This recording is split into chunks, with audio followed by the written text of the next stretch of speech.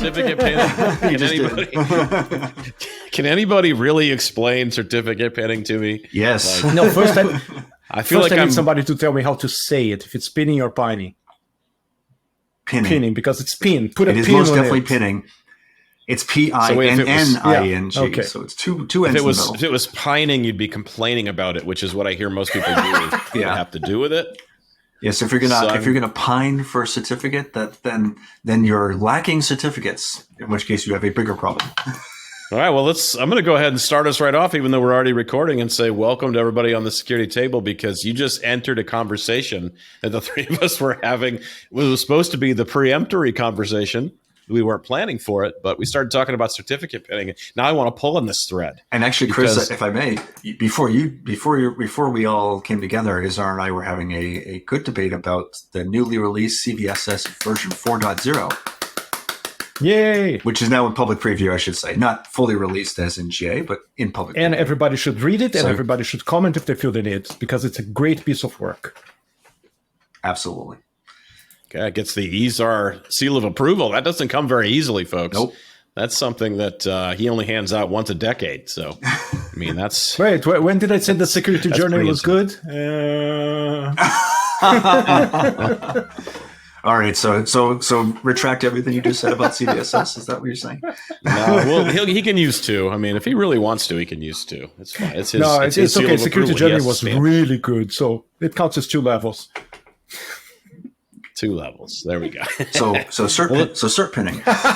Yeah, let's talk about this, because I'm. So let me just give a kind of an intro to this, because I consider myself to be mildly intelligent, and I don't know. I'm gonna just say, Gab, thank you for your vote of confidence. I'm gonna say, like, cert pinning. I mean, this is kind of like this is a dangerous thing. I'm having a confessional moment here. I don't know that I've ever really understood what it is, and I think I could explain how browser certificates work and certificate authorities and all the pieces that fit together. But certificate pinning, I don't think I've ever managed to get a solid view of it in my head. Well, and so if you could enlighten me, I will. This will be a great day. I'll start if that's okay. So first off, I'll say the go-to reference that I use whenever I'm talking with a team about, well, you should look at using cert pinning, is there's an OWASP article that really does a good job of outlining what certificate pinning is, what does it mean, what are some of the implications, and so cert pinning is an approach, a mechanism for addressing trust of certificates between one system to another in a way that the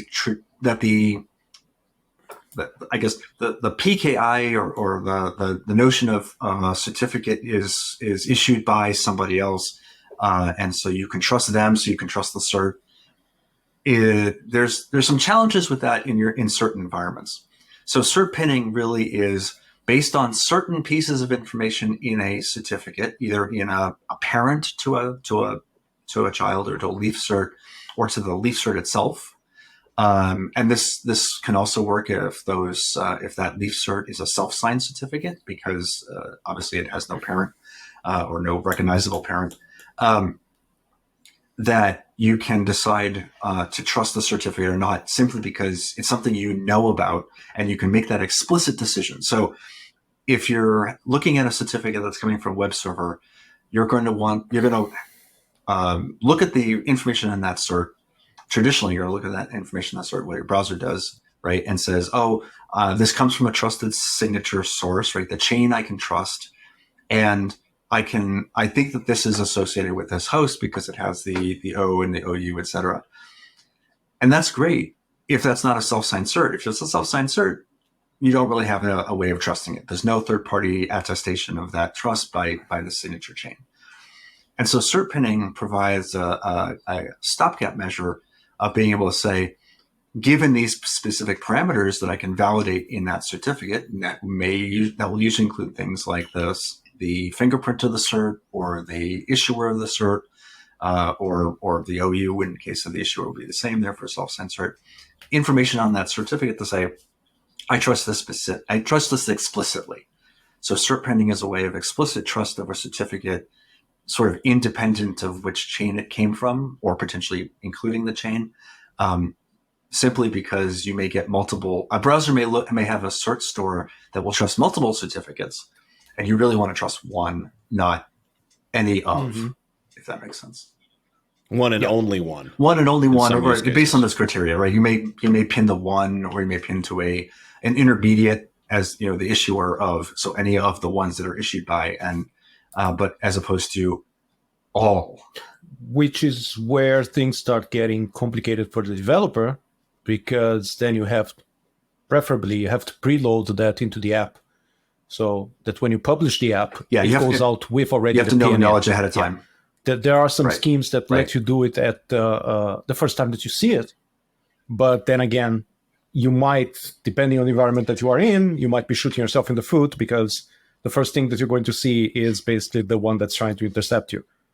So you and this is where if you had if you didn't have a PIN already established, you may for instance have a call home mechanism. Hey, should I trust this, or give me my PIN list, right?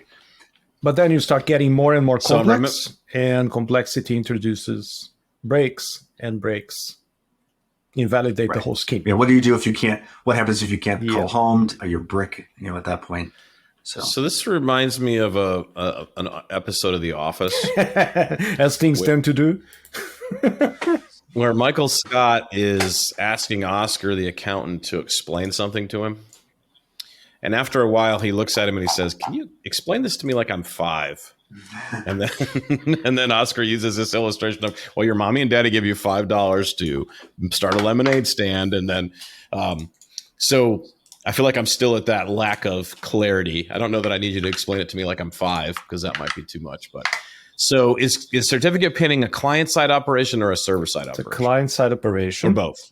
And the thing is that normally when you're verifying certificates, you are using the normal mechanisms of PKI against some fields and against a chain of trust. You are trusting that whomever gave you that key is somebody who's trusted by somebody else, and it's trust all the way down, right?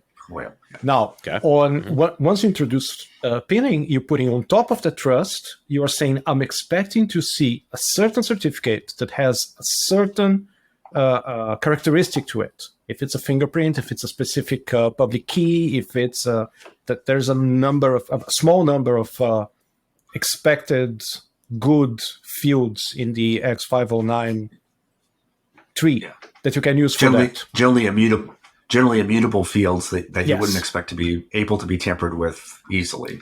And then basically you're saying, after we did all the crypto validation, after we did all the chain of trust validation, I'm going to look at this one thing to see if it's the specific certificate that I'm looking for. And for example, one of the things that this breaks is, again, if you are in an enterprise environment and they have interception of encrypted content for DLP, for whatever reason it is, that's when you're going to see this thing break. So if I use Let's Encrypt, which has a 90-day life cycle by default on certificates, do I have to refresh my certificate PIN information every 90 days when it refreshes and gives me a new cert for my application? To the best of my understanding, and I could be wrong here, you do have you can play games with the valid, not valid before field and things like that, so that even if the certificate is expired, you can still do the validation. But somebody who wants to be actually strict about that kind of thing, if, for example, they are writing a mobile application, they will have to reissue the whole app when the certificate that they're pinning changes. To have the new value. Alternatively, what you pin to is the parent or the issuer. True. Such that when I do cert validation, if the issuer of the presented server cert is not the pinned certificate, I'm going to ignore it because it's not good, right? From my perspective. So keep in mind, a server can present whatever certificate it wants. The browser is going to accept whatever is in the cert store, or validated through the cert store. And in theory, that certificate is associated. The leaf cert or the presented cert is associated with the host that you're talking to. And if you do O and OU validation, right? But it may be issued by somebody else than you expect, right? So the pinning is really not, did I get a cert that has a trust chain that is correct? It's, did I get a certificate that meets my criteria for the one I want specifically? Okay. All right. So now I'm going to ask a question that you guys are just going to hate having to answer, but that's okay. I'm going to do it anyway. What else? What are the threats? This is a complete joke because you're going to love this question. What are the threats that I'm trying to counter here? Like if I do, let's threat model. Like let's threat model a system or an application, let's say, that doesn't have certificate pinning. What are the threats where threat or certificate pinning is the mitigation to counter the threat? So one of them, an easy one here. I'll bring it back to did I get the one I expect? The threat is subversion through another trust chain, right? So if a certificate could be issued for same host against two parents, then or by two parents, and you want to know you're connecting to one versus the other, that's the threat here is that somebody who owns a root, the ability to sign from a root certificate, but is not the one you expect, could create a legitimate cert that you would then attempt to communicate or talk to that server with, but you don't trust that chain, even though the certificate chain is trustworthy in terms of its validity and its signature and its et cetera. It hasn't been revoked, et cetera, but it's not the one you expect. So you could be talking to a spoof service or to a. Is that a malicious? So you're saying that secondary chain that I'm interacting with the web app, I'm trusting it, and I shouldn't. That would be potentially a malicious actor who created that secondary certificate. Potentially malicious, although I think in practice what I've seen is really not malicious, but probably not the one you want in terms of service capability, or like an IoT device, for instance, right? Talking to IoT devices have limited capabilities as it is in some cases, right? They don't necessarily have the ability to do full cert validation in some cases, right? Because of algorithm choices and software versus hardware implementations. And so your threat isn't necessarily always going to be that the server is malicious, but maybe it just isn't the one you intend to be communicating with. Okay. Any other threats? At the end of the day, it's threats against the spoofing of the other side and tampering with communication in the middle. And we have had enough examples of, not on the application side, but on the issuer of certificates, doing some crazy stuff and issuing a perfectly valid certificate to someone who shouldn't have it, with good names and all that. And the fact that you can be more selective in terms of which specific certificate you're going to accept, rather than just a generic certificate that is valid based on its chain of trust, just gives you that one more selection towards, again, spoofing, but at a business level thing. I think it makes you doubly sure that you are talking to the provider that you are talking to, and not to someone who just ended up having a certificate that's sufficiently looking like the one that person would have. Right. And again, I guess the other piece here is I'll just mention, and I don't know if there's a threat. It's an injection threat, I guess, at the bare minimum. But as I mentioned, some devices may not have cryptographic capabilities to perform proper validation of either a chain of a certificate and its issuer, meaning its signature, and that. So there, you're making an explicit choice to trust a particular cert or set of certs in lieu of the validation that you would do during a traditional X509 PKI exchange. Which it's not ideal, but sense. for that class of device, many times it's the only thing that can be done. That's so right. it's better than nothing. Okay. Better than not having TLS. Yes. Yeah, definitely. Definitely. All right. So I feel like you guys have really You guys really educated me here today around the security table. Like I learned something, and hey, I think there's a lesson here for people out there, and it's taken me 20 plus years of my career. Guess what? You don't know everything. I don't know everything. I'm not afraid to ask people when I don't know something at this point in my career, because it helped me. I now have an understanding of certificate pinning that I'll carry with me for at least 6 months before I forget about it and have to ask these guys again. And by the way, that's okay. We could be completely full of it, so we definitely want to get comments here. Definitely feel free to counter us. And this is, by the way, I think not traditional, not expected browser behavior, right? Yeah, the folks who set the rules for browser behavior, this would be very bad, I believe. So this is definitely a non-standard thing for a lot of people, but it does come up in situations often. In fact, I talk about certificate pinning frequently, and not just in the TLS case. Right. There's other uses of certificates, obviously, where cert pinning has validity as a mechanism. But something you touched upon, Chris, I know we sort of had an agenda for today, but I think it's really important what you just highlighted about there is so much stuff for us to know as security professionals. We're not even developers. we're security people, right? And it's just. And I think about this actually pretty frequently. I'm not a spring chicken anymore, and I've got a lot of years in my career, and so a lot of people come to me for advice and guidance, and I work with a lot of teams, in my day job, and the breadth of technology and the business domain and the regulatory domain. And that's just security, not to mention privacy and other safety and consumer use and a whole host of other things. It's like there's a bucket of information, and then at some point it starts flowing off the top, and you don't know what you're losing at the top, right? I always joke that I joke sort of half-heartedly. I do have a sticky note here somewhere that I have a conference presentation waiting to be written called TIL. Right today, nice. I learned. Probably either something I forgot or something I didn't know that I needed to know that I didn't have the skills for originally. We're in a constant learning pattern. People talk about AI. I'm like, I don't know AI. I don't even have the capacity for it. Kubernetes, sometimes that's a stretch. Although, that's happening more and more frequently, for me at least, right? Others are probably already steeped in that.